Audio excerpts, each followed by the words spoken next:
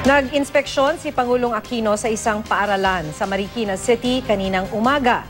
Bahagi raw ito ng paghahanda ng gobyerno para sa pagbubukas ng klase sa mga pampublikong paaralan sa susunod na linggo.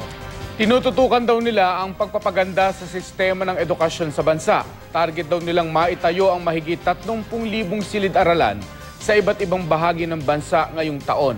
Makibalita tayo kay Helen Quinanola.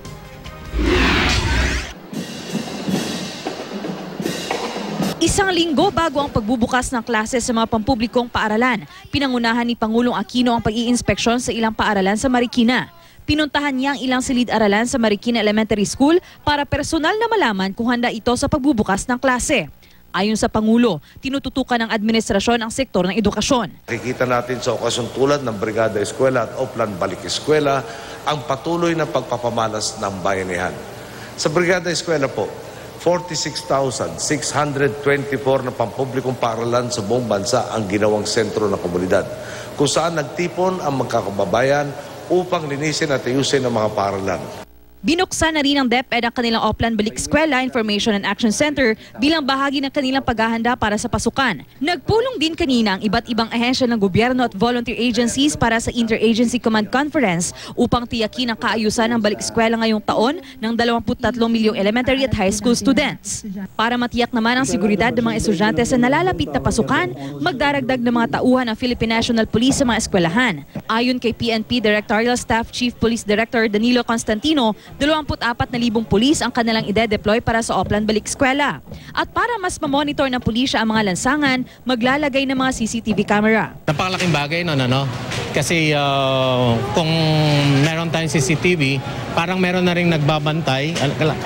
Kulang talaga yung ating pulis, ano? So parang meron na rin nagbabantay 24/7.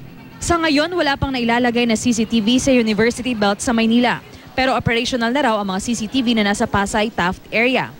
Ang Land Transportation Franchising and Regulatory Board o LTFRB sisimula ng crackdown sa mga lumang school service vehicles sa June 8. Ayon kay LTFRB Chairman Winston Hinez, wala na silang balak na pagbigyan ng hiling ng school service operators na isa pang taong palugit para palitan ang mga school service na 15 taon na ang tanda. Noon pang 2013 natin ito na-anunsyo, uhulihin namin talaga yan sa aming pag-i-implement, beginning opening ng classes.